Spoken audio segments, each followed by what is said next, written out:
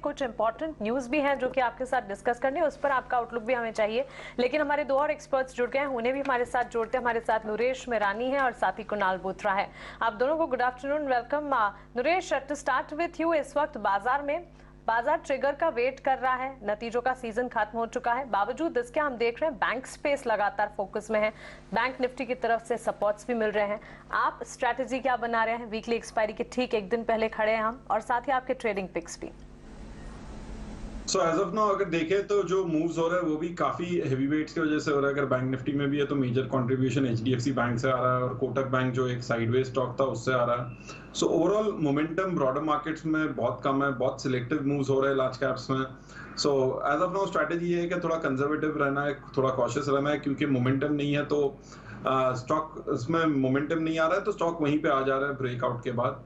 थोड़ा डिफेंसिव रहूंगा। जो मेरे ट्रेडिंग रिकमेंडेशंस रहेंगे लार्ज कैप्स में वो रहेगा buy on State Bank of India, जो 585 से लेके 595 के एक सपोर्ट जोन से रिकवर होना चाहिए। यहाँ पे स्टॉप लॉस होगा 585, टारगेट होगा 625। दूसरा बाय रहेगा एलएनटी पर, जो 2020 के एक शॉर्ट टर्म रेजिस्टेंस को क्रॉस करने की कोशिश कर रहा है। यहाँ पे स्टॉप लॉस होगा 1960 और टारगेट होगा 2100।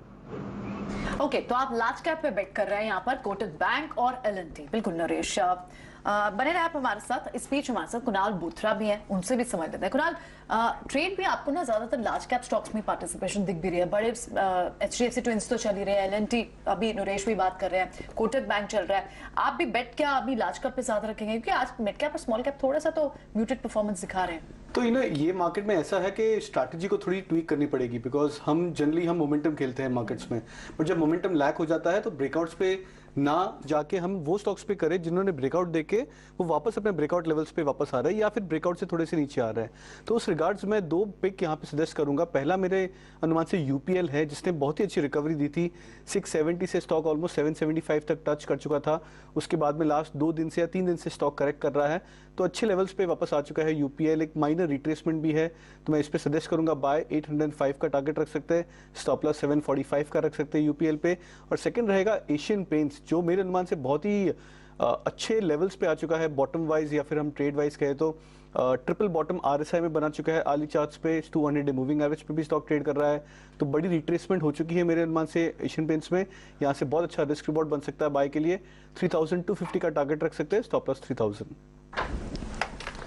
ठीक है, ये हो गए ट्रेडिंग आइडियाज कुणाल की तरफ से। लेकिन संजय, मैं आपको जाने से पहले एक आपसे व्यू लेना चाहूंगा। एक बड़ी यूनिक स्टोरी है, वो मैं चाहूंगा आप सुने और उसके ऊपर अपनी टिप्पणी दें, क्योंकि आपके लंबे तजुर्बे से आप इसके ऊपर शायद बहुत अच्छा व्यू दे पाएंगे। और वो ये कि टाटा, हाउस ऑफ टाटास जो है कुछ 18 साल के बाद अपनी एक नई कंपनी के आईपीओ का प्लान बना रहे हैं, और वो है टाटा टेक्नोलॉजीज। अनुराग हमारे साथ जुड़ रहे हैं इस आईपीओ के बारे में बात करने के लिए। फिर मैं आपसे एक व्यू चाहूंगा। अनुराग, बताएं बड़ी स्टोरी। हमारे सूत्रों के अनुसार टाटा टेक्नोलॉजीज का आईपीओ FY24 के पहले क्वार्टर में संभव है, और कंपनी अगले तिमाही में सेबी में अपना अर्जी दे सकती है, जिसे ड्राफ्ट रेड हेरिंग प्रोस्पेक्टस कहा जाता है। और इसके लिए कंपनी मर्चेंट बैंकर्स के साथ अभी बातचीत कर रही है और बात को आगे बढ़ाने की कोशिश कर रही है। और हमारे सूत्रों ने ये भी बताया है कि जो टाटा टेक्नोलॉजीज का जो प्रपोज आईपीओ है वो ओएफएस के साथ नए शेयर्स भी, उसमें नए शेयर्स भी होंगे। और टाटा मोटर्स जो सबसे बड़ा शेयर होल्डर्स है कंपनी में, उसके साथ अन्य टाटा ग्रुप कंपनियां भी अपना शेयर्स बेचेंगी। और साथ में कम से कम 10% हिस्सेदारी आईपीओ के थ्रू बेची जाएगी। Okay, thanks for that Anurag. Tata technologies के आईपीओ के बारे में सुन के क्या लग रहा है आपको? क्योंकि एक और बात बता दूं मैं संजय, 72% इस कंपनी का टाटा मोटर्स होल्ड करता है, वो भी बहुत परफॉर्म नहीं किया लास्ट 1-1.5 साल से। क्या थॉट्स हैं आपके? देखिए अजय, जो अवेलेबल आपने इंफॉर्मेशन दिया वो बहुत ही कम है। बिजनेस क्या, बिजनेस की साइज क्या, और उनके जो एग्जिस्टिंग बिजनेसेस है उससे सिनर्जी कितनी, इन सबको एक बार देखने के बाद ही कुछ कहना उचित होगा। हाँ, लेकिन टाटा of course, मोटर्स एक के चीज ऊपर जरूर कहा जा सकता है कि ओवरऑल टाटा Right. ग्रुप नहीं, एक्टिविटी मैं आपसे ये चाह रहा था कि टाटा ग्रुप का वैल्यू क्रिएशन की हिस्ट्री के बारे में अगर आप बता सकें, वैसे कुछ टिप्पणी नहीं। ये कंपनी तो खैर ऑफ कोर्स नहीं देखी है, अभी अनलिस्टेड है, बट उस हिसाब से कि टाटा ग्रुप ने काफी वैल्यू क्रिएट की है निवेशकों के लिए लास्ट कुछ पिछले डेकेड्स में।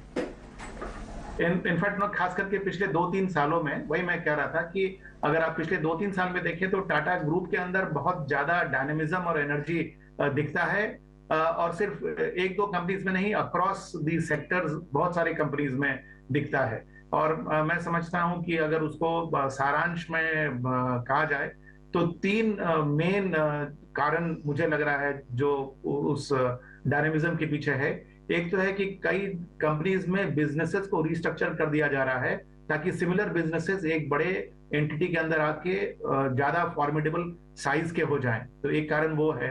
दूसरा है कि जहां जहां उनकी एंट्रेंच्ड पोजीशन है, जैसे कि टेक्नोलॉजी में है, ट्रांसपोर्टेशन में है, वहां पर उन्होंने अपने लीडरशिप पोजीशन जो है उसको और स्ट्रांग ही बनाया है। हो सकता है कि because of macro economic factors और बिकॉज ऑफ ग्लोबल फैक्टर्स शायद स्टॉक प्राइस में इस कैलेंडर ईयर में परफॉर्मेंस ना दिखा हो, लेकिन पिछले 2 साल में तो अच्छा प्रदर्शन रहा है। तो ये दूसरा कारण है। और तीसरा जो कि उनका नए बिजनेसेस में फोरे करना, जैसे कि अभी एविएशन में उन्होंने एयर इंडिया एक्वायर किया, हो सकता है कि ये जो नई आईपीओ आ रही है उसके अंतर में कुछ ऐसे बिजनेसेस हों जो कि अभी लिस्टेड टाटा यूनिवर्स में ना हो। तो ओवरऑल ये 3 कारण मैं देख रहा हूँ, 3 फैक्टर्स जो कि टाटा ग्रुप के डायनेमिज्म के पीछे हैं। आपका बहुत शुक्रिया हमारे साथ जुड़ने के लिए, और काफ़ी समय आपने अपना दिया, और कई सारे मैक्रो आउटलुक पर, साथ ही डोमेस्टिक फ्रंट पर, सेक्टर स्पेसिफिक बाजार पर आपने अपना नजरिया हमारे साथ शेयर किया, इसके लिए आपका बहुत शुक्रिया। लेकिन चलिए आगे बढ़ते हैं। अब हमारे टेक्निकल एक्सपर्ट्स भी हमारे साथ जुड़ गए। हमारी पैनल में राजेश पालिफिया जैन भी जुड़े हैं और साथ ही सुदीप शाह है। Rajesh, good afternoon. बाजार में एक रेंज में कामकाज, लेकिन देखना आज बैंक निफ्टी को होगा। इस वक्त भी अगर आप देखें करीब 115-120 अंकों की तेजी के साथ 42,500 के आसपास ट्रेड करता हुआ। मजबूती बैंक्स में है और निफ्टी कोशिश कर रहा है संभलने की। आपकी राय क्या होगी? गुड आफ्टरनून मानसी जी, गुड आफ्टरनून एवरीवन। तो बिल्कुल देखिए, बैंकिंग स्टॉक्स में, बैंक निफ्टी में देखें तो एक इंटरेस्टिंग मूव हमने पिछले 7-8 दिन में देखा है। जब से बैंक निफ्टी ने ऑल टाइम हाई ट्रेजेक्टरी में ट्रेड करते हुए दिख रही, तो एवरीडे हम देख रहे हैं कि कहीं ना कहीं एक नया स्टॉक, लार्ज के बैंकिंग स्टॉक्स बैंक निफ्टी को सपोर्ट देते हुए दिख रहा है। हमने देखा कि HDFC बैंक का कॉन्ट्रीब्यूशन रहा, ICICI, और आज देखें तो कोटक बैंक ने आज लीडरशिप पोजीशन ले रखी। तो हमें लगता है कि ये बैंक निफ्टी और बैंकिंग स्टॉक्स में तो एक मोमेंटम, ये कंटिन्यूटी रहेगी, और बैंक निफ्टी फर्दर यहाँ से 43,000 तक इमीडिएट टारगेट हमें लगता है देखने को मिलेंगे। इट्स मैटर ऑफ टाइम कि निफ्टी में भी जरूर हम ऑल टाइम हाई से करीब 1-1.5% लोअर ट्रेड कर रहे हैं, बट हमें लगता है कि ये लेवल भी बहुत जल्द क्रॉस होते हुए दिखेंगे, और इसी सीरीज में हो सकता है कि हम ये नए ऑल टाइम हाई को एंजॉय करें। और निफ्टी में हम एक्सपेक्ट कर रहे हैं कि 18,600 तक की तेजी ये कंटिन्यूएशन में देखने को मिलेगी। तो दोनों ही इंडेक्स पे व्यू तो पॉजिटिव है, जरूर रेंज बाउंड सेशन देखने को मिल रहा है इंडेक्स पॉइंट ऑफ व्यू से, बट अभी भी हमें लगता है जिस तरीके से पुट राइटर्स ने अपनी पोजीशन 18,000, 18,200 और 300 के स्ट्राइक पे यहाँ पे बनाई है, ये क्लियरली दिखाता है कि it's just matter of time एक अच्छा अपमूव यहाँ से हमें निफ्टी में भी देखने को मिलेगा। तो यहाँ पे बाय ही करना है, और टारगेट हम 18,600 तक प्रोजेक्ट कर रहे हैं। तो यानी 18,200-300 ये बहुत स्ट्रॉन्ग बेस, और ऊपर की तरफ 18,600। कल एक्सपायरी भी होगी वीकली, और उससे पहले की ये पोजीशनिंग आप एक्सपेक्ट जल्द ही कर रहे हैं 18,600 तक के लेवल निफ्टी पर आने के। ठीक है राजेश, ये आपका व्यू रहेगा। एक बार सुदीप से भी समझ लेते हैं उनका क्या व्यू बन रहा है। सुदीप, बैंक्स में तो परफॉर्मेंस दिख रही है आपको, इनफैक्ट बैंक्स में तो आउट परफॉर्मेंस काफी समय से दिख रही है, डिफरेंट पॉकेट्स में, कभी प्राइवेट, कभी पब्लिक, कभी मिड शेयर। आज आपको लार्ज कैप बैंक्स दिख रहे हैं, लेकिन उसके अलावा और कौन से स्पेसेस जो आपको स्ट्रॉन्ग लगते हैं, और आपका भी व्यू निफ्टी पे क्या इसी तरह का बुलिश है? मेरा व्यू भी, गुड आफ्टरनून, मेरा व्यू भी बुलिश ही है, पर लास्ट 1-2 दिन से हम ये देख रहे हैं कि मार्केट में एक साइडवेज मोमेंटम आ चुका है, तो थोड़ा लीडरशिप लैक कर रहा है। खाली हम देख रहे हैं HDFC ट्विंस चल रहे हैं, या भारतीय एयरटेल चल रहा है, Kotak bank. So on a any given single day 2-3 large cap चल रहा है, और फिर मार्केट साइडवेज चले जाता है। और IT ऑलरेडी नीचे के लेवल से एक अच्छी रिकवरी दे चुका है, तो एक फ्रेश ट्रिगर के लिए मार्केट वेट कर रहा है। इसके साथ साथ अगर हम डेरिवेटिव्स डेटा देखें तो 18300 में पुट राइटिंग बहुत ज्यादा हो रही है 18300 के स्ट्राइक प्राइस पे। तो 18250 से लेके 18330 के बीच में बहुत अच्छा एक पोजिशनल सपोर्ट है, बेस सपोर्ट हम जिसे मान के चल सकते हैं। तो जैसे ही निफ्टी 18320 18330 के करीब आती है तो एक बाई का ट्रेड बनता है यहाँ से। एक हमें ये व्यू रखना चाहिए कि जो अच्छे स्टॉक्स है, लार्ज कैप स्टॉक्स है, जैसे भारतीय एयरटेल है, HDFC बैंक है, कोटक बैंक है, ये जो एक लीडरशिप अभी दिखा रही है ये साइडवेज लैकलस्टर मार्केट में। तो जो मार्केट में जब मोमेंटम आएगा तो यही सारे स्टॉक्स फिर से एक बार यहाँ से 4-5% का एक अपमूव देंगे।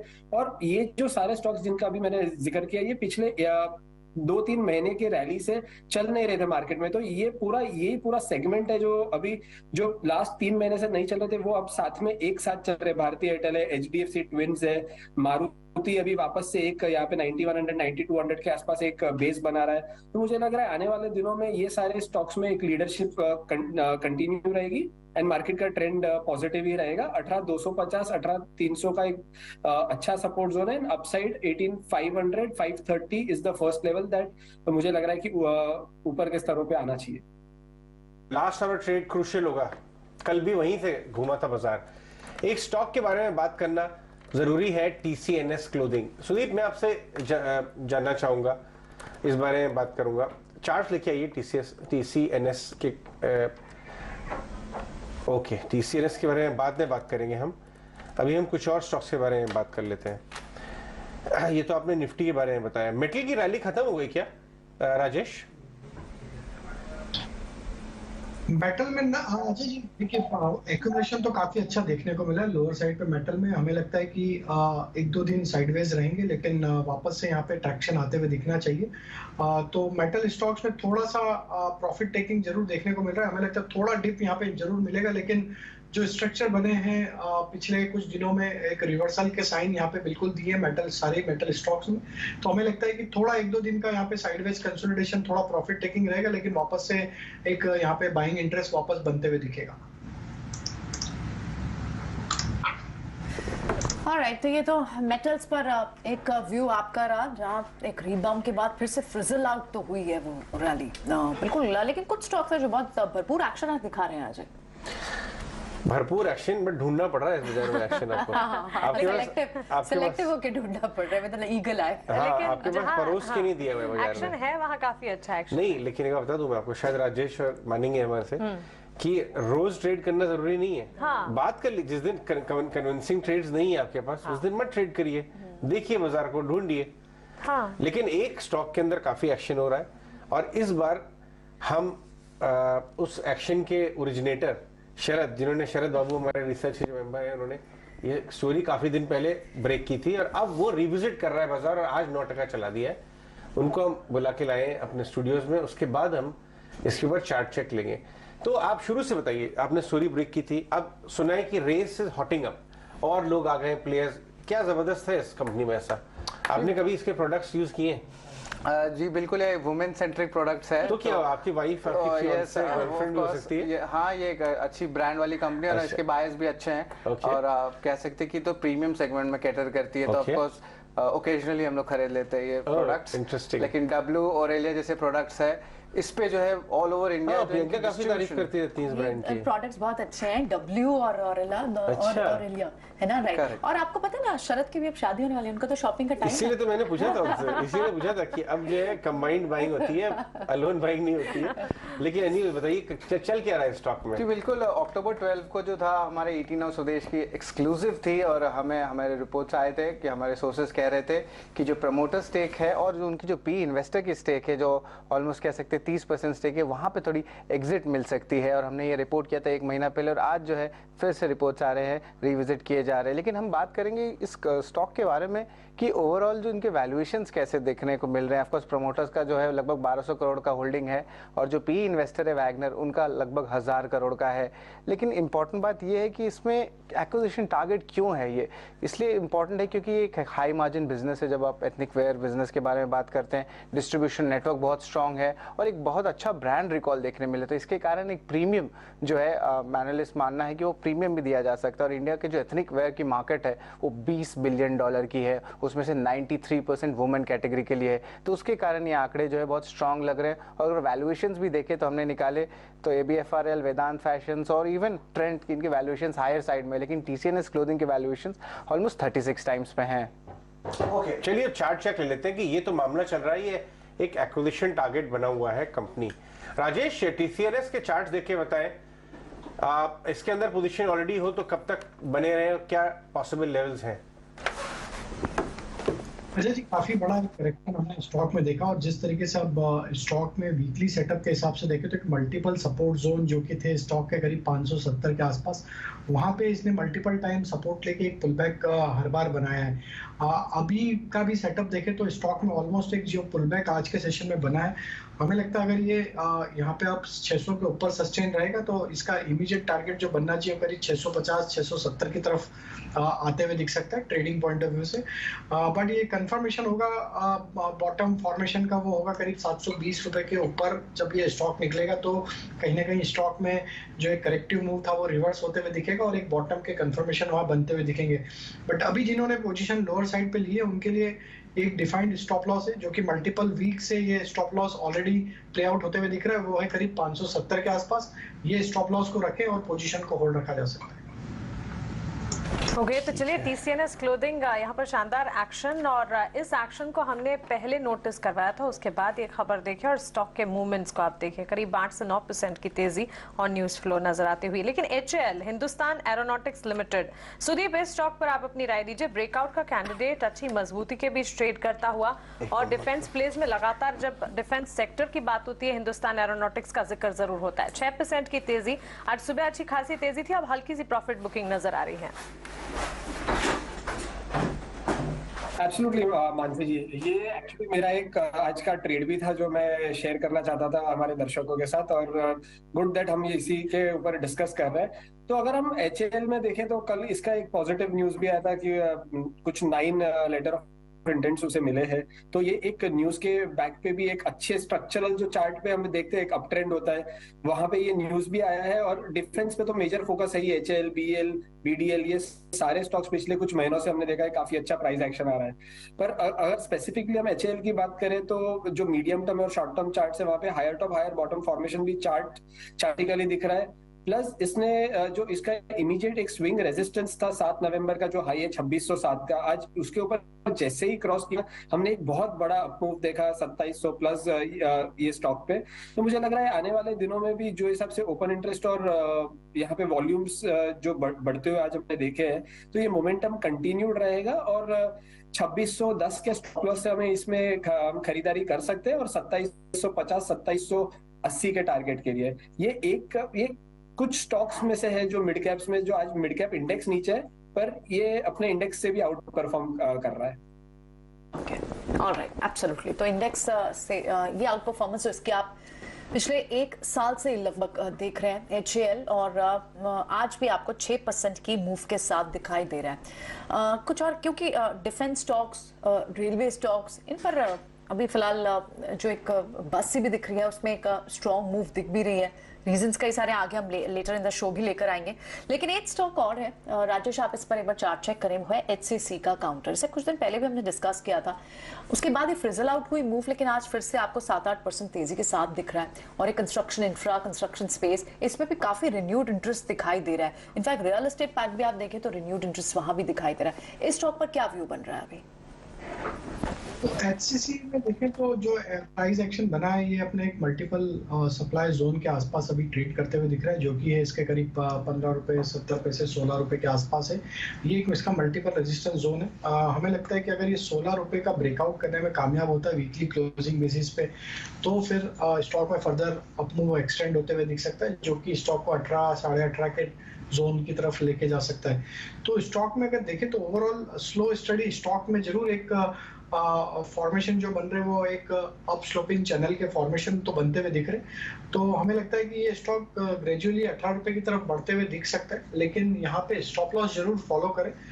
स्टॉप लॉस होगा अब यहाँ पे अगर लॉन्ग साइड का ट्रेड रखा है तो इसमें स्टॉप लॉस होगा करीब 14 रुपए 60 पैसे के आसपास, ये स्टॉप लॉस को जरूर फॉलो करना चाहिए।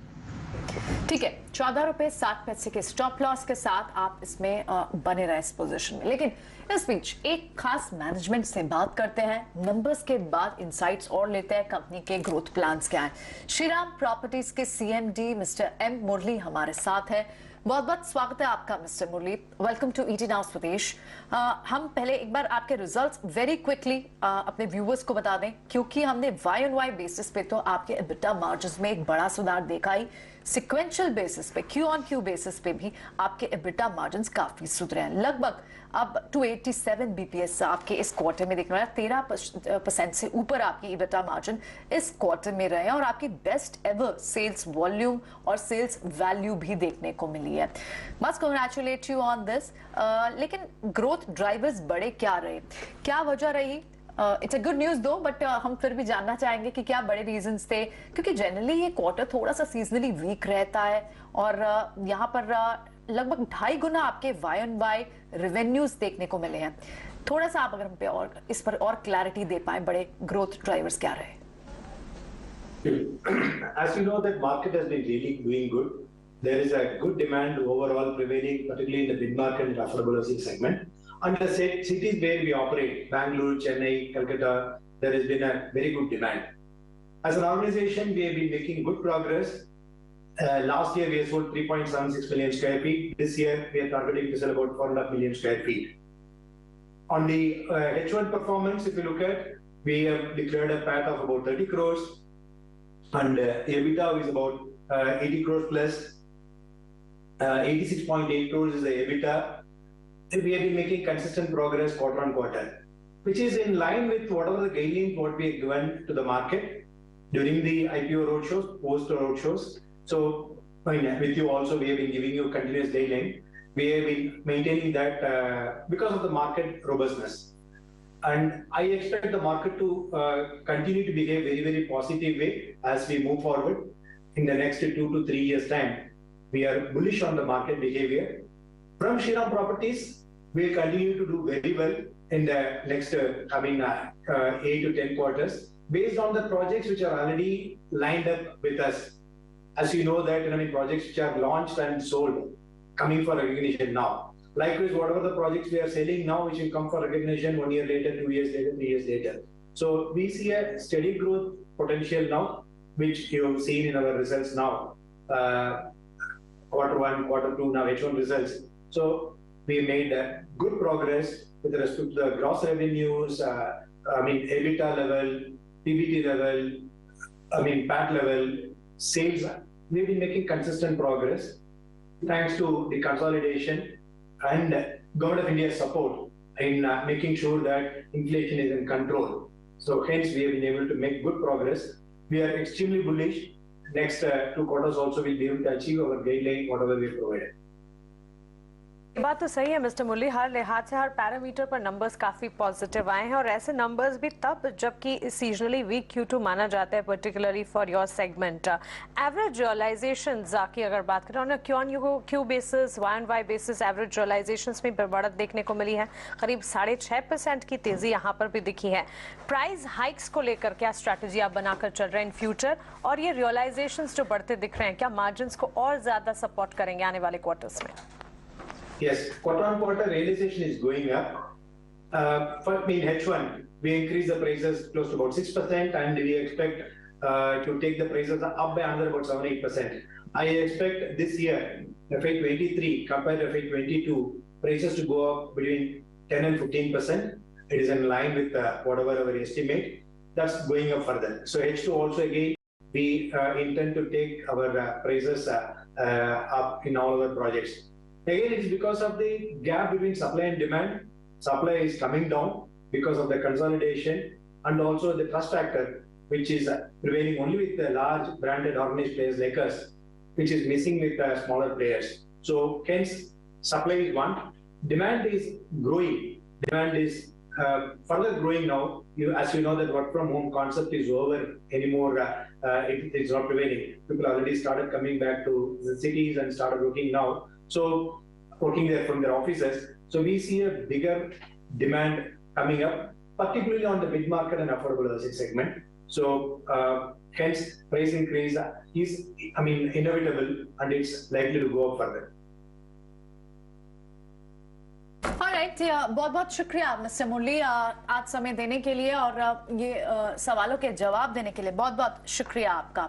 चलिए एक बार फिर से मार्केट्स पर वापस रुख करते हैं। एक बार इनफैक्ट श्रीराम प्रॉपर्टीज के चार्ट पर एक नजर डाल लेते हैं। सुदीप है हमारे साथ। सुदीप, बहुत ही अच्छे नंबर्स आए श्रीराम प्रॉपर्टीज के और हम देख भी रहे हैं, लेकिन खैर आज तो एक अलग मोमेंटम होगा, लेकिन आप वैसे चार्ट्स पर कितनी स्ट्रेंथ देखते हैं? क्या एक चार्ट चेक करेंगे इस पर, स्टॉक पर?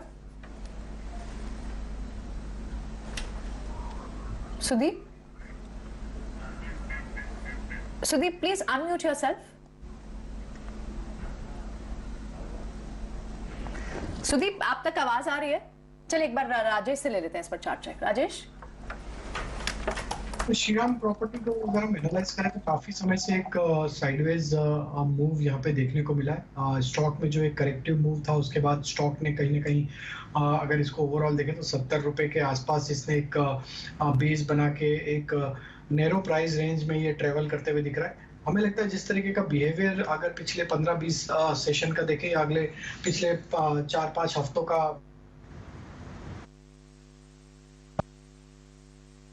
रेंज में ये स्टॉक मूव करते हुए दिख रहा है। यहाँ पे जो बेस बना है वो करीब 70 रुपए के आसपास बेस बने हुए और ऑलमोस्ट उसके आसपास ही ट्रेड करते हुए दिख रहा है।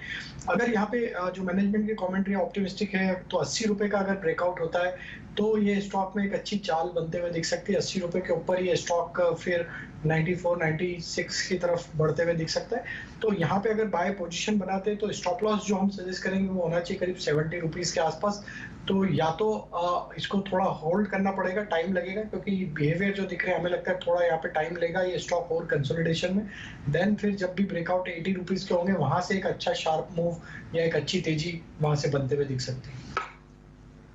प्रॉपर्टीज पर ये राय इस वक्त मिलती हुई, लेकिन एक और स्पेस है जो कि आज बजिंग है।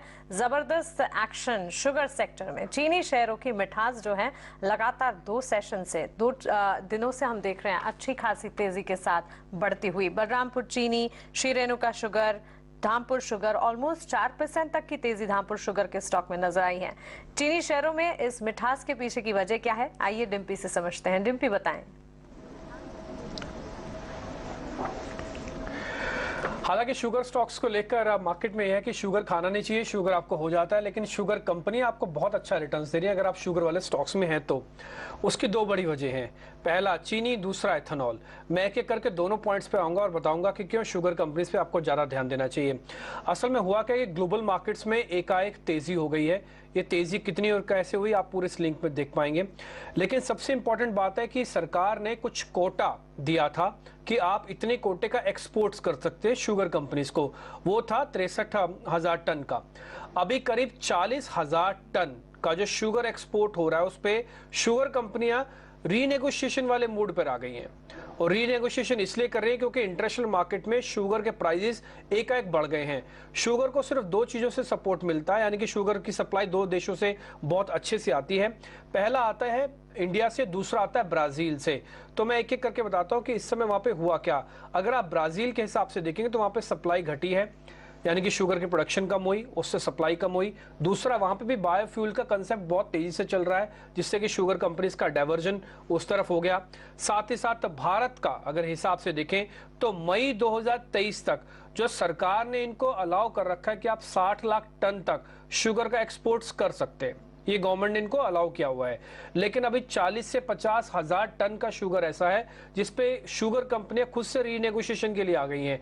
उनका मानना है क्योंकि इंटरनेशनल मार्केट में शुगर के दाम बहुत तेजी से बढ़े हैं। एक चार्ट आपकी स्क्रीन पर आ जाएगा, आप उसमें चेक करेंगे, सिर्फ अक्टूबर लो पे जहां $17 रॉ शुगर का दाम था, अब वो बढ़कर $20 हो गया। तो ये सारी की सारी शुगर कंपनी अब इस फिराक में है, या तो आप डिफॉल्ट कर दो, उनको सप्लाई दो मत, या तो रीनेगोशिएट करो। इसलिए आप देख पा रहे सारी शुगर कंपनीज के दाम एकाएक बढ़ गए हैं। इसकी दूसरी वजह मैं आपको और बताता हूँ, वो है एथेनॉल। असल में सरकार का एथेनॉल की स्कीम भारत में भी बहुत तेज है, और ये शुगर कंपनी जितनी शुगर प्रोड्यूस करती है, अब उनकी एथेनॉल की डिमांड भी बहुत तेजी से बढ़ी है। गवर्नमेंट ने दाम भी बढ़ा दिए हैं। टारगेट था 10% का, और 2025 तक सरकार का टारगेट है 20% करने का। तो ऑलमोस्ट टारगेट के करीब जा रही हैं। तो एथेनॉल की डिमांड बहुत ज़्यादा है इस समय। और अगर आप एथेनॉल के हिसाब से एएमसी को प्रोडक्शन सप्लाई देखेंगे, ऑयल मार्केटिंग कंपनीज को, तो करीब हम 420 लीटर की सप्लाई कर रहे हैं इस समय, और डिमांड बहुत ज़्यादा है। इसलिए शुगर कंपनीज के दोनों तरफ से पौबारा है। पहला तो एक्सपोर्ट्स के दाम, दूसरा एथेनॉल के यहाँ पे ब्लेंडिंग का बेनिफिट। तो इसलिए शुगर कंपनीज आपको काफी तेजी से ऊपर आती हुई दिख रही हैं। आइए शुगर स्टॉक्स में कुछ ट्रेडिंग आइडियाज डिस्कस करते हैं सुदीप के साथ। सुदीप, आपको कौन सा स्टॉक पसंद आता है? द्वारकेश, बलरामपुर, श्री रेणुका भी अब बड़ा हो गया है, ऑलमोस्ट पेनी स्टॉक बन के। कहाँ पे ट्रेडिंग अपॉर्चुनिटी है?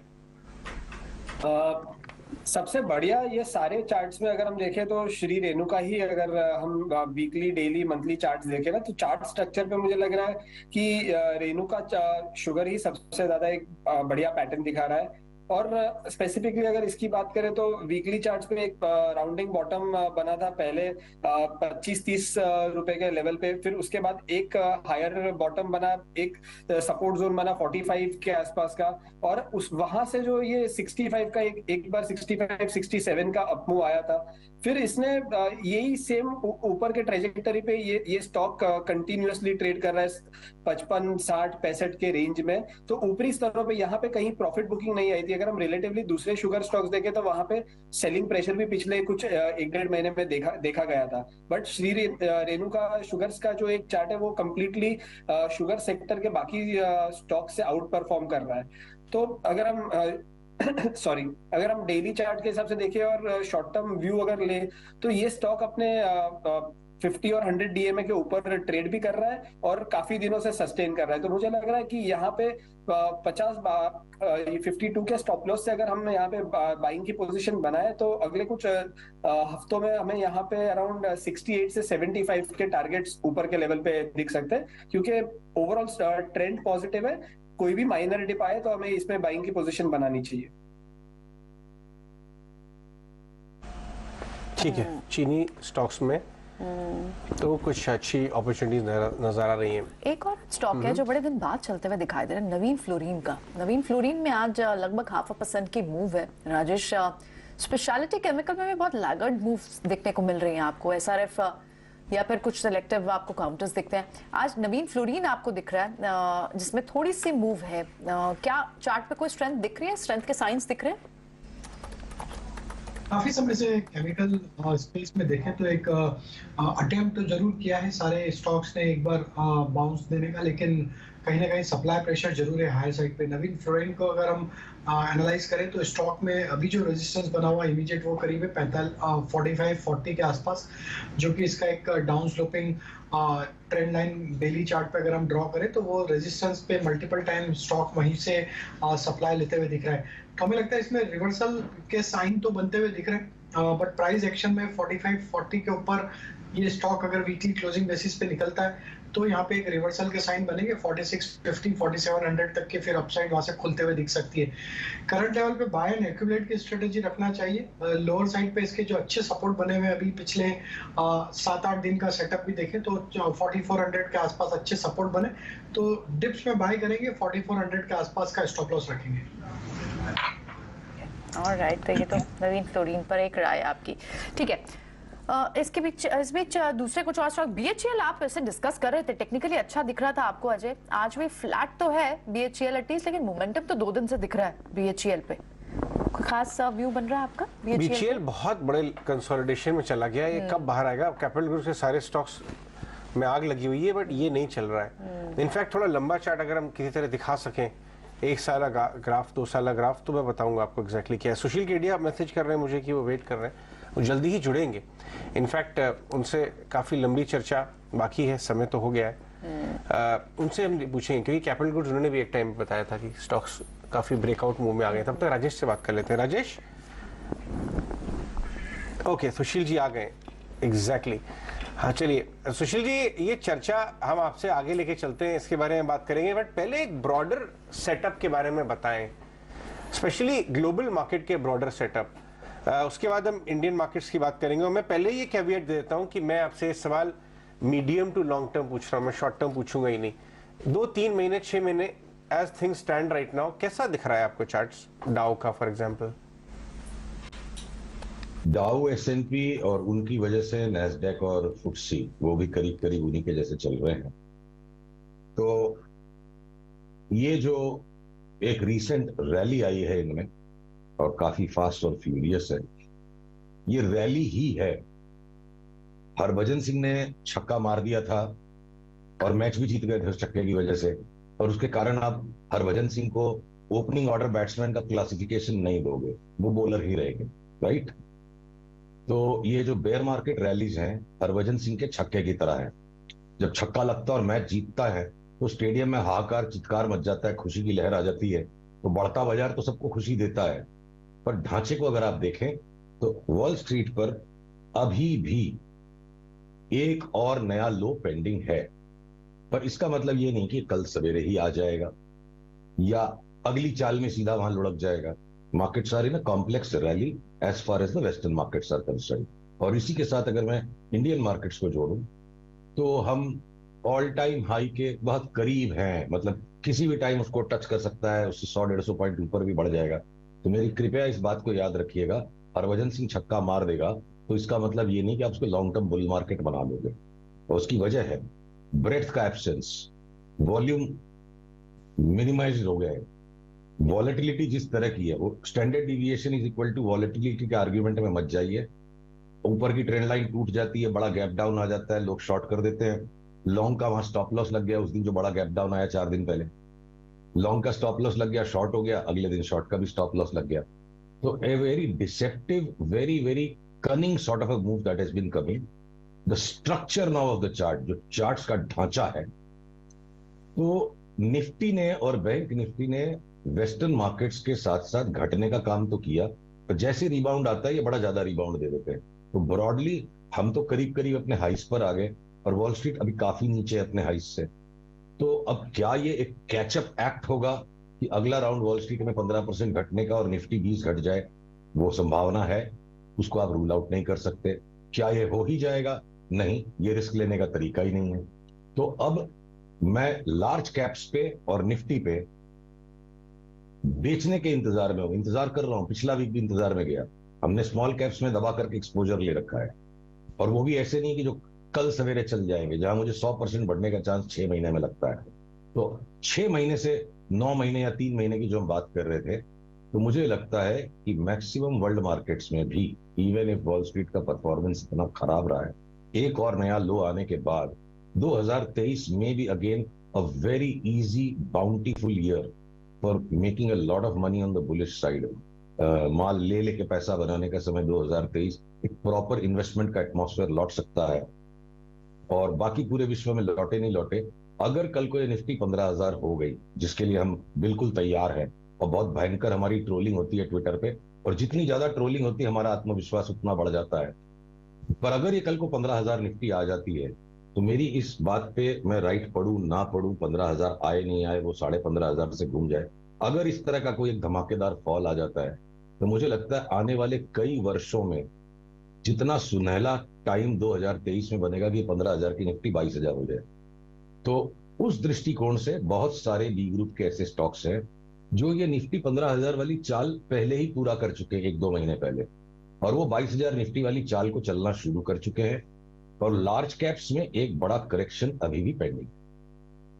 अरे आपकी बात बहुत बढ़िया, ये बात बहुत अच्छा आपकी मुझे लगी कि हाँ, कई बार लगता है स्टॉप लॉस, अच्छे धुरंधर प्लेयर्स का लगता है स्टॉप लॉस, और आप अगर यही तो रिस्क मैनेजमेंट है कि स्टॉप लॉस करके आप सर्वाइव कर गए, पोजीशन अपनी आपने सही से साइज की हुई है, आप सर्वाइव कर गए ताकि फिर ट्रेड कर सके rather than fighting the market. तो ये आपने बहुत अच्छी बात बोली। लेकिन अब आप आते हैं उसके ऊपर, वो जो एक कैटेगरी ऑफ स्टॉक्स आपने सेकंड पार्ट में बताई अपने आंसर के, ये बाजार की बात समझ में आ गई, आपने डाउ और निफ्टी बैंक निफ्टी समझा दिया। अब उस पार्ट ऑफ द मार्केट की बात करिए थोड़ा और अगर कर सकें, जो ऑलरेडी 15,000 निफ्टी के इक्विवेलेंट बन चुका है, जहां पे कितना भी बाजार नेगेटिव हो जाए घटने की चांसेस बहुत कम है, इसलिए लेकर ही पैसा बनेगा। कुछ ऐसे चार्ट जो आपने स्टडी किए हो लास्ट कुछ दिनों में? मान लीजिए इस बात को भी और थोड़ा पर्सपेक्टिव में मैं आपको बताऊं। आज शायद हम हड़बड़ी में आ गए आपके स्टूडियो में। हमारा शायद लैपटॉप अभी तक आपके साथ कनेक्ट नहीं हो पाया है। शायद चार्ट्स मेरे स्ट्रीम नहीं होंगे तो मैं दिखा नहीं पाऊंगा। अब मान लीजिए हम ये बिरला सॉफ्ट की चार्ट को लेकर सपोज कीजिए एग्जाम्पल के तौर पे चल रहे, आपके सॉफ्टवेयर से जो भी प्लॉट हो सकती है उसको दिखाइए। तो आज बिरला सॉफ्टवेयर अगर 600 वाला घटते घटते 280 के ऊपर आ गया तो ये बहुत ज्यादा फॉलन ओवरसोल्ड लगता है और यहां से वापस 600 जाता लगता है। कम से कम 600 आने के बाद हो सकता है इसका टारगेट 900 भी कर दे, मुझे नहीं पता। अब 280 वाला 600 की चाल देखने में तो बहुत बड़ी लगती है, पर ये 280 वाला 600 होने के पहले अगर एक बार और आखिरी 230-35 का स्तर दिखा दे तो कोई बड़ी बात नहीं होगी। तो कंपेयर टू कहां तक जा सकता है और कहां से नीचे उतरा है, बिरला सॉफ्ट की चार्ट चीख चीख के कह रही है आने वाले 6 महीने का सुपर आउट परफॉर्मर मैं हो सकता हूं। बट इसका मतलब ये नहीं है ना कि निफ्टी 15% घटेगी तो बिरला सॉफ्ट भी 15% नहीं घट सकता है। तो निफ्टी के ही जितना घटने के बाद अगले उछाल में ये बिल्कुल चलने के लिए तैयार है। और 15% घट के जो रिसेंट बॉटम बना था 260 का, उससे मान लो 10-12 रुपए नीचे चला गया। तो एकदम बाल की खाल एक एक कॉमा फुल स्टॉप के साथ हर दिन हर एक स्टॉक क्या करेगा, इस लेवल की भविष्यवाणी की अपेक्षा जो लोग रखते हैं वो रिस्क देवी का अपमान करते हैं। और रिस्क के आशीर्वाद उसी को मिलेंगे जो रिस्क की रिस्पेक्ट करे कि भैया कुछ तो बर्दाश्त करो। और वो बर्दाश्त तब हो सकती है कि जब आपने बहुत कम शब्दों में बड़ी प्यारी और सबसे काम की बात कह दी कि छोटा सौदा रखें। अपनी बर्दाश्त के अनुसार अगर सौदा रहेगा तो ही स्टॉप लॉस लग पाएगा। तो बिरला सॉफ्ट में हमने तैयारी की हुई है, घर बार अभी तक दांव पे नहीं लगाया है। इसको निकलने दीजिए 290 के ऊपर, तब हम टुकड़े टुकड़े में घर बार दांव पे लगते लगते 350 का भाव हो जाएगा। तो इस तरह के बिरला सॉफ्ट जैसे हर एक सेक्टर में एक दो ऐसे स्टॉक्स दिख रहे हैं। अब अगर मेरे को कंज्यूमर्स के अंदर में मान लीजिए कि एशियन पेंट्स और लीवर एक और नया हाई बना देंगे, जबकि निफ्टी हो सकता है यहां से बाहर पकड़ने के बाद नीचे उतरना शुरू हो जाए और सेफ हेवन बाइंग वापस से एफएमसीजी में आए, बैंक्स को बेचने का मौका मिल जाएगा। तब भी कंज्यूमर्स के सेक्टर में मेरे को लगता है वर्लपूल की चार्ट बिरला सॉफ्ट की छोटी बहन है। अब हो सकता है बाकी ब्रॉड मार्केट के 15% करेक्शन में भी दे देगा। तो right now we have noticed and eagerly awaiting and watching and closely monitoring and starting nibbling into stocks जो अगले राउंड में अगर कोई बड़ा फॉल आ गया तो निफ्टी जितना घटेंगे पर उसके बाद वाले रिबाउंड में निफ्टी से 3 गुना 4 गुना 5 गुना बढ़ सकते हैं। तो उस तरह के हर एक सेक्टर में कुछ ना कुछ स्टॉक्स हैं। बहुत ज्यादा डीप एनालिसिस की भी जरूरत नहीं, बेसिक कॉमन्स के साथ आप CNX 500 के सारे स्टॉक्स को सेक्टर बाय सेक्टर देखिए। हर एक सेक्टर में आपको बिरला सॉफ्ट और वर्लपूल जैसे चार्ट हर एक सेक्टर में एक दो चार्ट मिल जाएगी। तो ये हमारा safe haven money parking venue है और शॉर्ट टर्म ट्रेडिंग में हम पार्टिसिपेट करेंगे ट्रेंड रिवर्सल आने के ही बाद। 15,200 से लेके 17,900 तक बेशर्मी से कमाया और अब हम बेशर्मी से बचने का काम कर रहे हैं।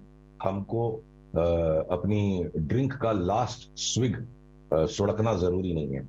वो आर्ट हमें नहीं आती कि कपड़े गंदे किए बिना मैं अपनी ड्रिंक के लास्ट 2 स्विग्स ले सकूंगा, तो मैं किनारे बैठा हूं और नहीं आएगा रिवर्सल यहां से और निफ्टी 500 पॉइंट बढ़ जाए बाई चांस नहीं दिखता है तो मेरे बी ग्रुप के स्टॉक्स मेरे को अंधाधुंध पैसा दे देंगे। ठीक है सुशील, एक और एरिया ऑफ द मार्केट है जो बिल्कुल चला ही नहीं था। HDFC बैंक 1300, 1350, 1400 पे अटक गया था बहुत लंबे समय तक।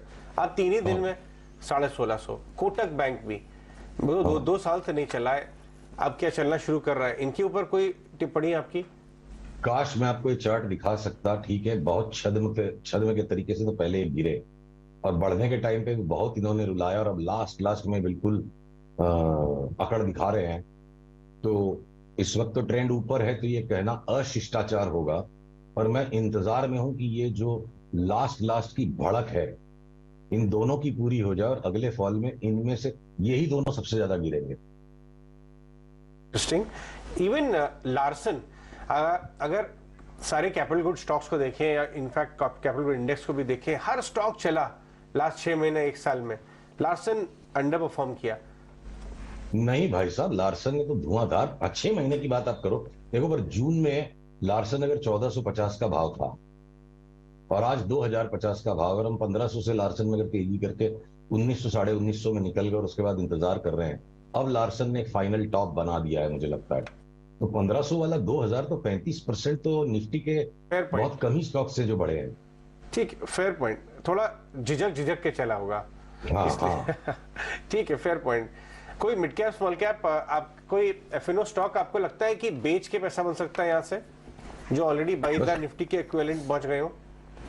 तो देखिए, वो सारे के सारे एक ही साथ जब ट्रिगर होना शुरू होंगे, जो सबसे ज्यादा स्ट्रेंथ को, फेक स्ट्रेंथ को अब डिस्प्ले कर रहे हैं, जो कि लार्ज बैंक्स एंड ऑटोस, तो सबसे पहले उनमें ही फॉल आएगा। और आईटी ने भी, देखिए मैं आपसे लगातार पिछले 3 महीने से कहता रहा कि जितनी भी मैक्रो खबर जैसी भी आ रही है वो हम कंफर्टेबल तरीके से इंटरप्रेट करें, पर आईटी को बेच के पैसा नहीं बनेगा। भले ही आईटी ओवरऑल पर्सपेक्टिव में ऑल टाइम हाई से जितना गिरा है वो रिबाउंड कम है, पर लास्ट 3 महीनों की निफ्टी की मूव में आप देखोगे तो आईटी के स्टॉक्स ने serious out performance percentage returns में दिया है। तो विप्रो, इन्फोसिस और टीसीएस भी मुझे नहीं लगता कि अछूते रहेंगे अगर ये हमारा बड़ी करेक्शन का कॉल वर्कआउट हो जाता है अगले सप्ताह 10 दिन में। तो अगले 2-3 महीने में इनमें भी नया निचला स्तर आएगा। पर आपके जो HCL टेक है या कोफोर्ज है, they may end up making a substantially higher bottom than was seen in this year. तो वेट करिए, निफ्टी, बैंक निफ्टी को एक कंफर्म्ड रिवर्सल देने दीजिए। हो सकता है वो कल ही आ जाए, लास्ट वीक भी ये बात थी कल ही आ जाए, तो लास्ट की छटपटाहट है। और उसके बाद अगर स्टॉक स्पेसिफिक सेलिंग करनी होगी, इंडेक्स ट्रेडिंग नहीं करनी है, तो मैं ऑटोस के साइड में मारुति, टीवीएस में कंफर्म्ड रिवर्सल आने के बाद उनको बेचने की कोशिश करूंगा। मैं आईसीआईसीआई, एसबीआई को बेचने की कोशिश करूंगा। एचडीएफसी बैंक और कोटक थोड़े से डिसेप्टिव हैं इस वक्त, वो लास्ट टेल एंडर बेटिंग कर सकते हैं। लास्ट में तो जाना सबको पड़ेगा। निफ्टी के जितने भी स्टॉक्स हैं, कम ज्यादा, बैंक्स हो सकता है 30% घट जाएं बड़े वाले, और आईटी के स्टॉक्स खाली 15-14% निफ्टी जितना ही घटे, और रिलायंस हो सकता है 2300 के नीचे जाएगी नहीं 3100 होने के पहले। तो अलग अलग स्टॉक्स की अलग अलग वॉलेटिलिटी रहेगी। But I am not calling for a big correction right away. जिनको ट्विटर पे आके ट्रोल करना है, do that. I am anticipating it, and if the signal comes I will be merciless on the selling side. Right, ठीक है सुशील, बहुत बहुत शुक्रिया। आज काफी सारी क्लैरिटी मिली चीजों की, आपने स्टॉक्स और कई सारे स्टॉक रिकमेंडेशंस भी बताए। बहुत बहुत शुक्रिया आज समय देने के लिए। चलिए बढ़ेंगे आगे। इस बीच निफ्टी हरे निशान में है, बैंक निफ्टी भी डेज हाई पर है, और कई सारे स्टॉक्स इसमें मूव बहुत स्ट्रांग है। बैंक्स में कोटक बैंक जैसे स्टॉक्स तो लीड कर ही रहे हैं, heavy weights like HDFC twins भी लीड कर रहे हैं। मिड कैप स्पेस में भी एक्शन देखे तो वहां पे भी यूनियन बैंक जैसे स्टॉक्स में अच्छी खासी मूव है, 5-5.5% की मूव है। साथ ही क्रूड के सॉफ्टनिंग का फायदा जिस तरह से आप लुब्रिकेंट और ऑयल स्टॉक्स को मिलता है, उसमें कैस्ट्रॉल इंडिया भी एक स्टॉक दिख रहा है, 3-3.5% की मूव यहाँ है। और एक स्टॉक है जो रियल एस्टेट स्पेस से हम रोज ही एक नोटिस करते हैं कि मूव्स आपको रियल एस्टेट स्पेस में भी क्लियरली दिख रही है। प्रेस्टीज एस्टेट, वहां पर आपको 3% की मूव देखने को मिल रही है। DLF, प्रेस्टीज या गोदरेज प्रॉपर्टीज, इन तीनों में से आपकी प्रेफर्ड बेट क्या होगी? चार्ट पे सबसे स्ट्रॉन्ग कौन सा दिख रहा है राजेश?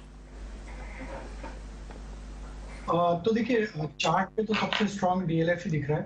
अगर हम DLF प्रेस्टीज और गोदरेज प्रॉपर्टी में कंपेयर करें तो DLF में जिस तरीके का सेटअप बना, ये एक अपने मल्टीपल सप्लाई जोन को अब ये पेनिट्रेट करते हुए दिख रहा है, और हमें लगता है कि यहाँ पे एक अच्छा मूव बनते हुए दिख सकता है। स्टॉक ऑलरेडी 400 रुपए के आसपास ट्रेड कर रहा है। हमें लगता है ये कंटिन्यू अगर रहता है 396-400 के रेंज में, अगर यहाँ पे रहता है अगले कुछ दिन, तो यहाँ पे एक अच्छा ब्रेकआउट भी बनते हुए दिख सकता है, जो कि स्टॉक को फिर 435-440 की तरफ लेके जा सकता है। तो करंट लेवल से DLF हमारा प्रेफर्ड रहेगा यहाँ पे बाय के लिए, और स्टॉप लॉस हम सजेस्ट करेंगे इसमें करीब होना चाहिए 388 के आसपास। प्रेस्टीज स्टेट का भी रिलेटिवली देखें तो सेटअप जो दिखा रहा है वो ऑलमोस्ट एक कंसोलिडेशन रेंज को यहाँ पे डिस्प्ले कर रहा है, लेकिन वीकली सेटअप के हिसाब से हमें लगता है स्टॉक में जैसे ही 500 रुपए के लेवल क्रॉस होंगे प्रेस्टीज में, तो यहाँ पे भी एक अच्छा मूव अनफोल्ड होते हुए दिख सकता है, जो कि 540-555 की तरफ प्रेस्टीज को लेके जा सकता है।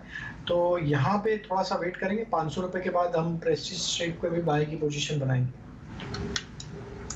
एक स्टॉक सुदीप से डिस्कस करना चाहूंगा, GMM फॉडलर, बहुत बड़े लंबे कंसोलिडेशन से बाहर आ रहा है। कमेंट्री मैनेजमेंट की बार रिजल्ट्स के बाद अच्छी थी, अच्छे रिजल्ट्स के साथ। इनफैक्ट अगर आप कोइंसाइड करिए तो केमिकल स्टॉक्स भी आए दिन बड़े बड़े मूव्स दे रहे हैं, बहुत बड़े करेक्टिव फेज के बाद। देखिए आज डेज हाई पे 2000 रुपए की तरफ जा रहा है। 3 महीने 6 महीने का व्यू देखेंगे तो आपको लगेगा राउंडिंग ऑफ बॉटम देखिए स्टॉक सुधरा है ऊपर से।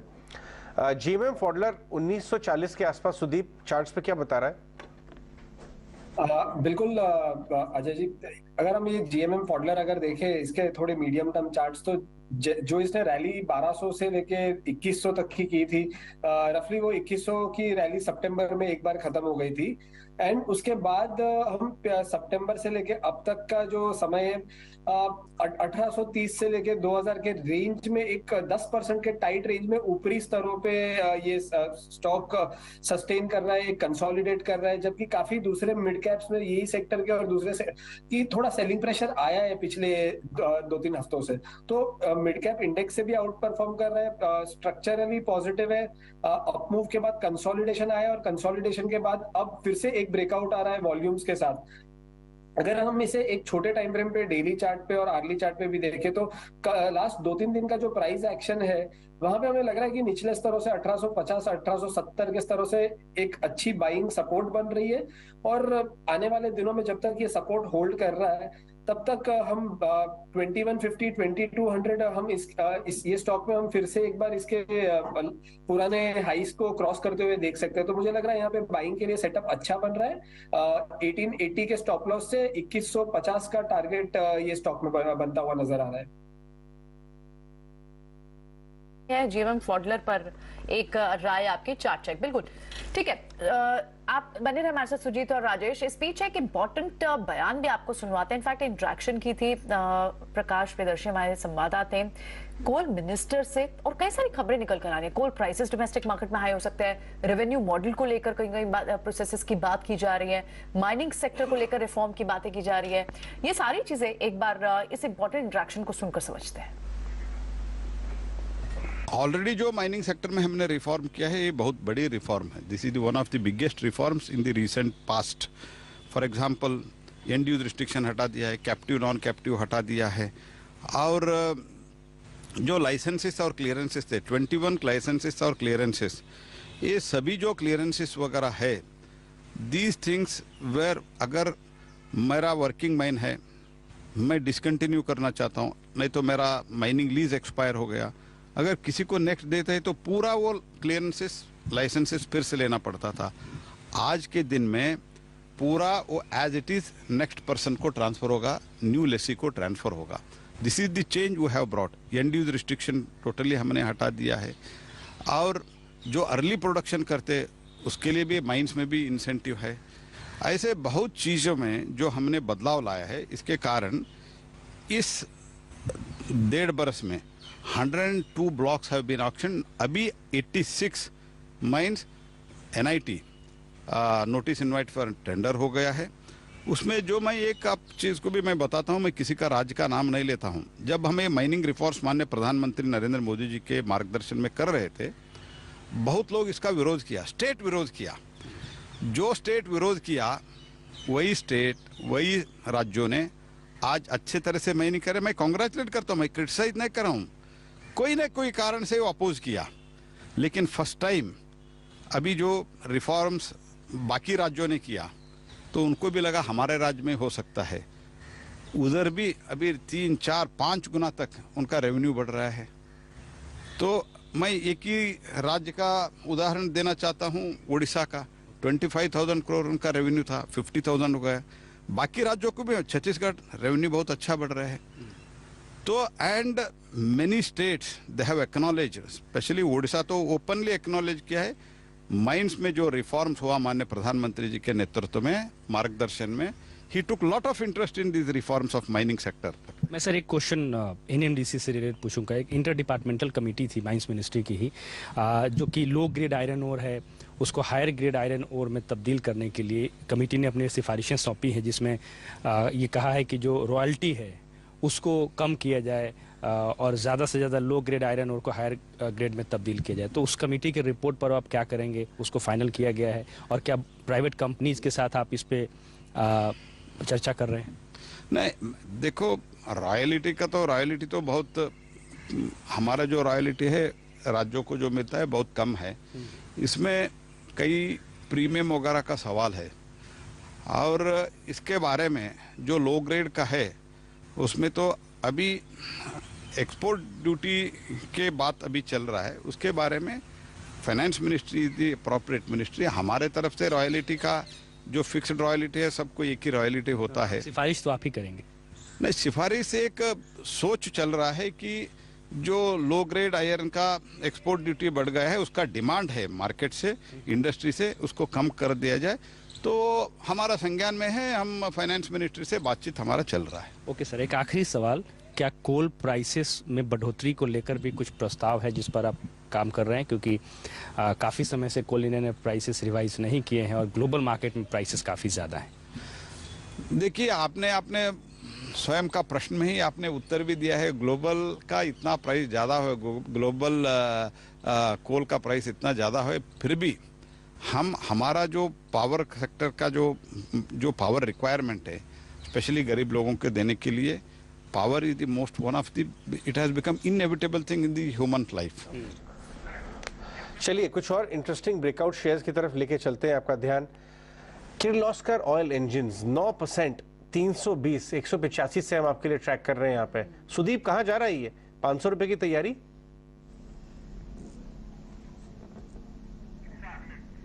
सुदीप अनम्यूट करिए। जो हिसाब से हम इसके चार्ट देख रहे हैं डेली वीकली सेटअप में, तो एक अच्छा सा 260 270 का तो एक बहुत अच्छा बढ़िया बेस सपोर्ट बन रहा है। और आज जो हिसाब से इसने 293 295 से वॉल्यूम दिखाया और पूरा दिन ये गेन सस्टेन हुआ है, तो मुझे लग रहा है आने वाले सत्रों में भी ये करंट मोमेंटम जारी रहेगा और 310 के स्टॉप लॉस से हम इसमें करंट लेवल पे बाई की पोजीशन बना सकते हैं। एक्सट्रीम शॉर्ट टर्म में 335 340, और अगर हम इसे थोड़ा लंबा नजरिए से थोड़ा होल्ड करें तो 360 370 के भी टारगेट्स मुझे ये स्टॉक में नजर आ रहे हैं। काफी दिनों बाद ये स्टॉक चला है। हुडको करीब 47 रुपए का भाव है। राजेश, आईपीओ के बाद शांत हो गया था, साइडवेज चला गया था, आज देखिए अच्छा मूव आया है। रेटे साहब 3 महीना 6 महीने का व्यू भी दिखाइए इसका, क्या हो रहा है इसके अंदर? क्या 50 रुपए की टारगेट बना सकते हैं शॉर्ट टर्म में? काफी इंटरेस्टिंग है, और जिस तरीके से स्टॉक ने आज मोमेंटम दिया है, ये ऑलमोस्ट अपने पिछले 10-12 महीनों के स्विंग हाई को आज क्रॉस करते हुए दिख रहा है।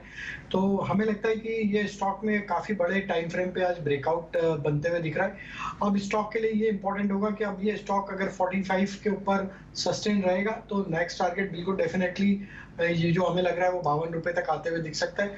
तो जिन्होंने भी लिया है या करंट लेवल पे ले रहे हैं तो 45 के स्टॉप लॉस से बाय कर सकते हैं 52 के टारगेट के लिए।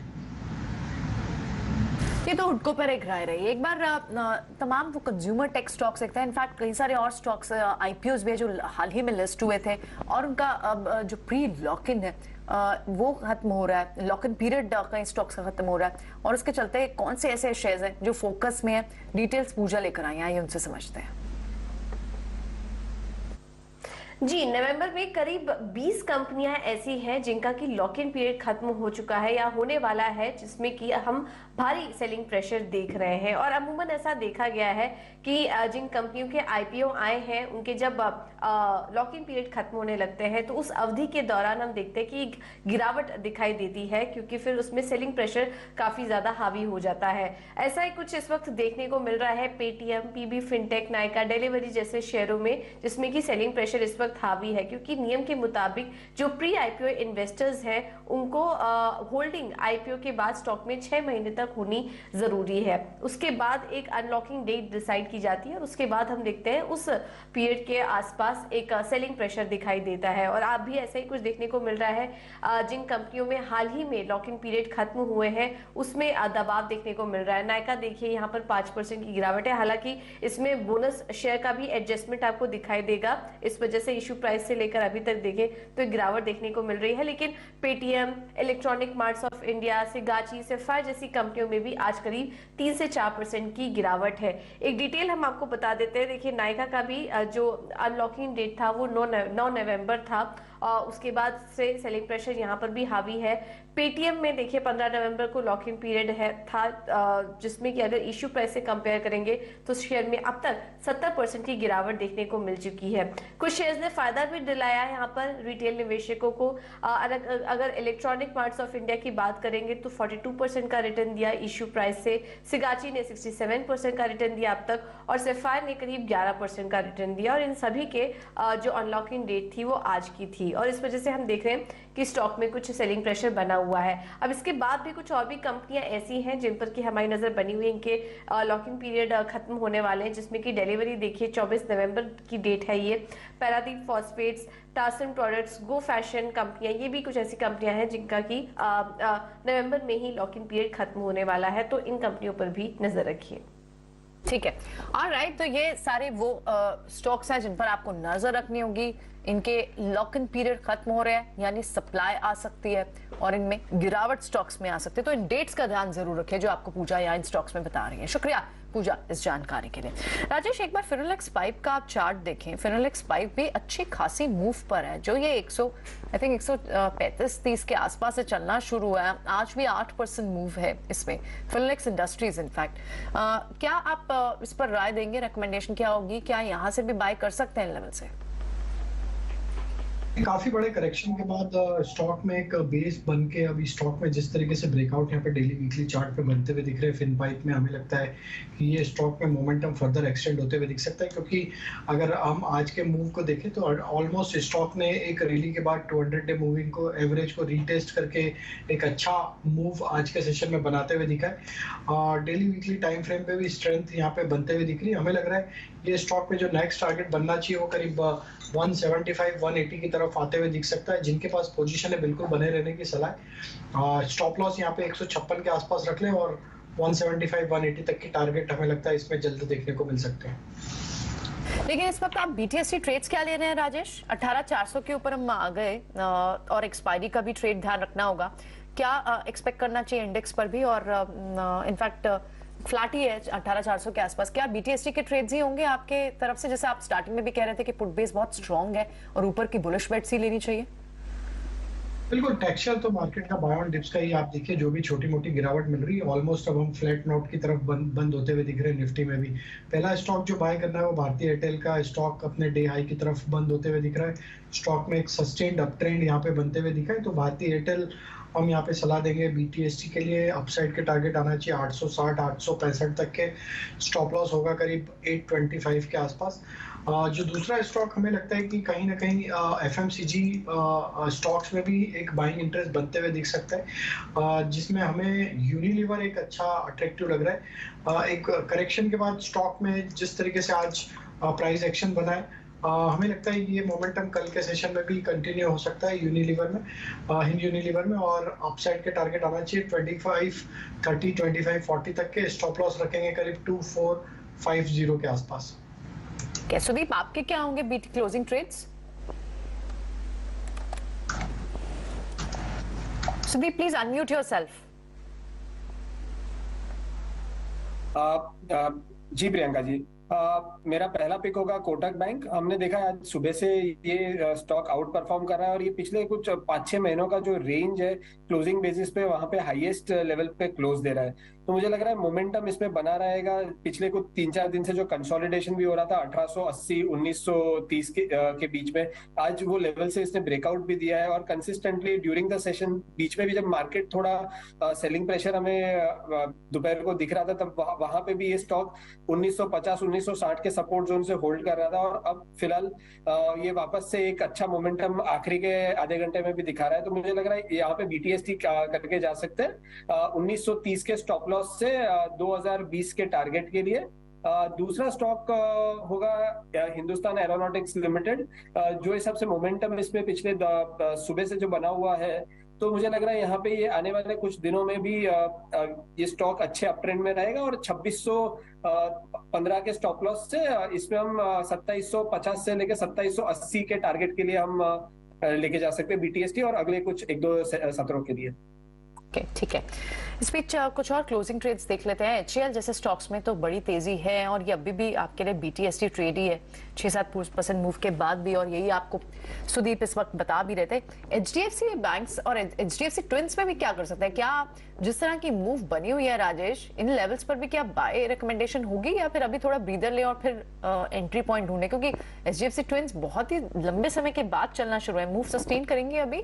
हालांकि बैंक निफ्टी बैंकिंग स्टॉक सारे मूव में है, लेकिन जस्ट फॉर हम ट्रेडिंग व्यू पॉइंट। नहीं, बिल्कुल दोनों ही स्टॉक में हमें लगता है मोमेंटम रहेगा। आज भी देखें तो एक साइडवेज मार्केट में भी दोनों ही स्टॉक HDFC बैंक और लिमिटेड दोनों में ही अच्छा बाइंग इंटरेस्ट बनते हुए दिखा है, और ये कंटिन्यूटी हमें लग रहा है फर्दर एक्सटेंड होते हुए दिख सकती है अप मूव में। HDFC बैंक में यहाँ पे हम स्टॉप लॉस सजेस्ट करेंगे 1605 के आसपास। ये स्टॉप लॉस अगर नहीं ब्रीच होते तो इसका जो नेक्स्ट टारगेट बनना चाहिए वो आना चाहिए 1670 1680 की तरफ। और लिमिटेड में भी काफी अच्छे ब्रेकआउट हुए, यहाँ पे हम एक्सपेक्ट कर रहे हैं टारगेट 2750 तक की अपसाइड आते हुए दिख सकती है। स्टॉप लॉस यहाँ पे ट्रेल जो करना है वो करीब होगा 2665 के आसपास।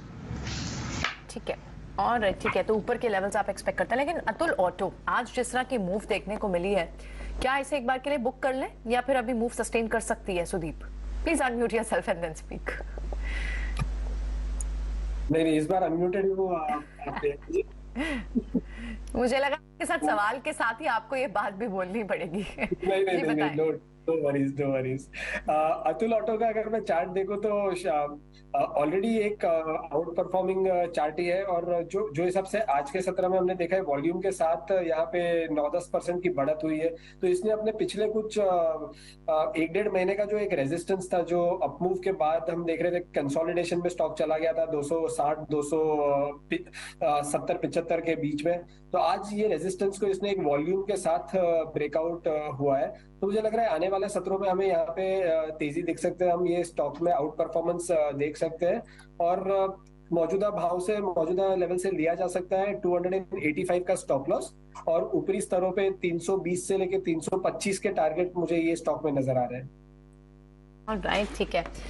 अतुल ऑटो पर तो ये राय रहेगी, लेकिन एक और स्टॉक राजेश NCC, ये भी 2 दिन से चल रहा है और काफी दिनों के बाद चल रहा है। क्या अभी भी मोमेंटम जारी रहेगा? क्योंकि फ्रिजल आउट हो जाते हैं इसमें भी गेंस।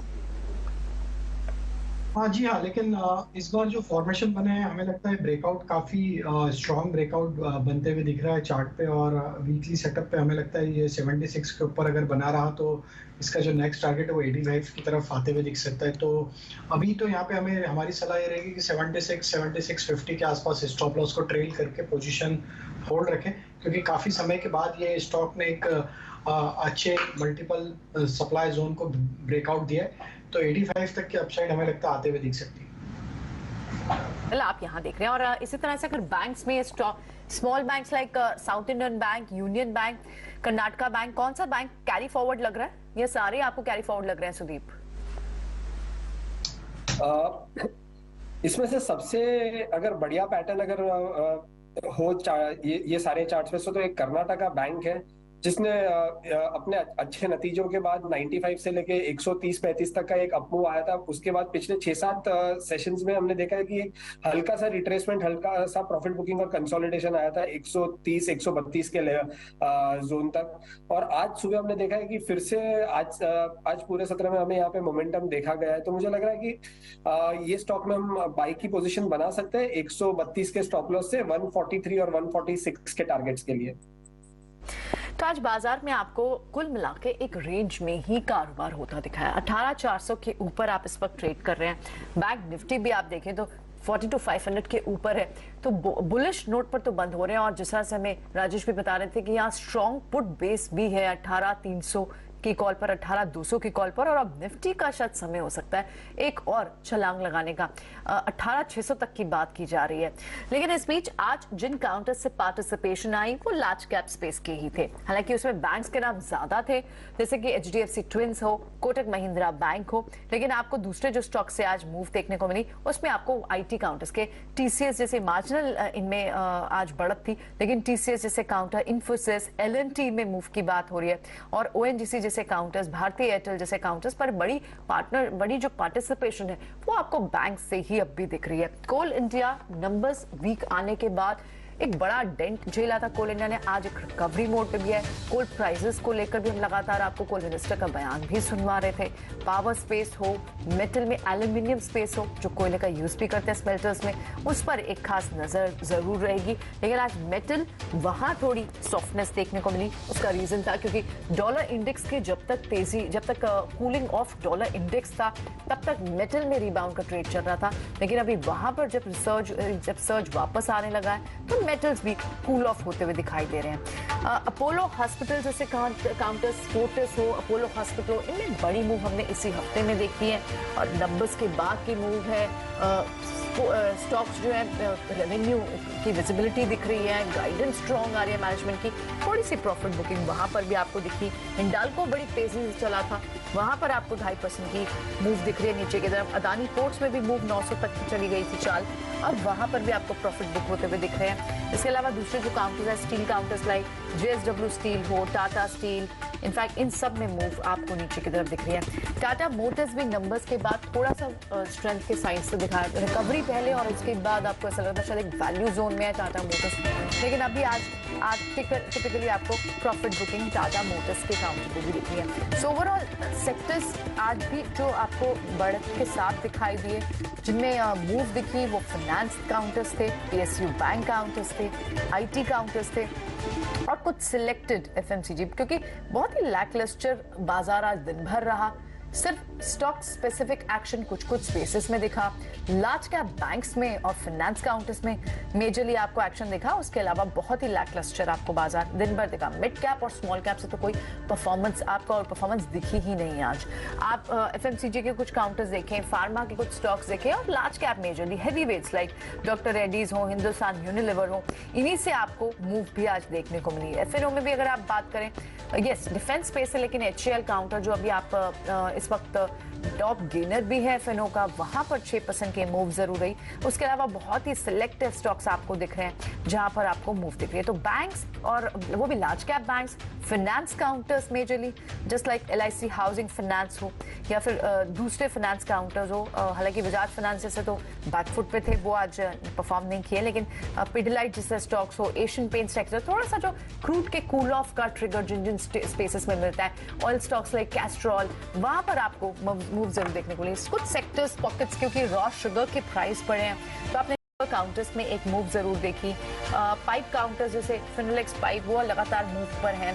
कुछ इंफ्रा स्पेसिफिक काउंटर्स जो रडार पर लगातार रहे हैं, HCC जैसे, उनमें आपको एक मूव दिखी। NCC, NBCC, रियल एस्टेट में प्रेस्टीज जैसे काउंटर्स, उनमें आपको मूव दिखी। तो बहुत ही सिलेक्टिव एक्शन आपको दिख रहा है और आज ऑटो स्पेस से भी कोई बड़ी मूव्स नहीं देखने को मिली। तो ओवरऑल एक लैकलस्टर बाजार, लेकिन बुलिश ऊपर बंद हो रहा है। कल आप देखेंगे, कल देखना होगा एक्सपायरी के दिन किन लेवल्स पर एक्सपायरी होती है। ग्लोबल क्यूज अभी तक पिछले 2-3 दिन से आपको फेवरेबल दिख रहे थे, स्ट्रॉन्ग दिख रहे थे, लेकिन अब वहां पर भी मिड टर्म इलेक्शन के रिजल्ट्स आने हैं और एक और इम्पोर्टेंट इन्फ्लेशन रिपोर्ट भी आनी है आज। इन्फ्लेशन की रिपोर्ट वहां पर जो आई थी वो cool off last year I थी, जिसके लास्ट वीक आई थी, जिसके बाद हमने देखा था एक रिलीफ रैली हुई, लेकिन एक की इन्फ्लेशन डेटा है जिसे कुछ दिनों में आना है और साथ ही ये जो मिड टर्म इलेक्शंस के रिजल्ट्स, ये 2-3 चीजें बड़ी हैं जो जिन्हें जरूर देखना होगा ग्लोबल मार्केट से कैसे निकल कर आते हैं। और हमारे यहाँ तो एक्सपायरी का ट्रेड है ही जो डिसाइड करेगा कि कल आप ऊपर के लेवल्स निफ्टी पर 18,600 की तरफ देखेंगे या फिर से एक लैकलस्टर मूव बाजार में और स्टॉक स्पेसिफिक एक्शन के साथ बाजार को देखेंगे। लेकिन इस बीच हमारे दोनों एक्सपर्ट्स ने कई सारे स्टॉक रिकमेंडेशंस हमारे व्यूअर तक लाई, हमारे सवालों के जवाब दिए और सुदीप ने तो स्पेशली अनम्यूट कर करके जवाब दिए। बहुत बहुत शुक्रिया आपका राजेश और सुदीप। कल फिर होगी ओपनिंग में आपसे मुलाकात, तब तक के लिए दीजिए मुझे इजाजत। नमस्कार।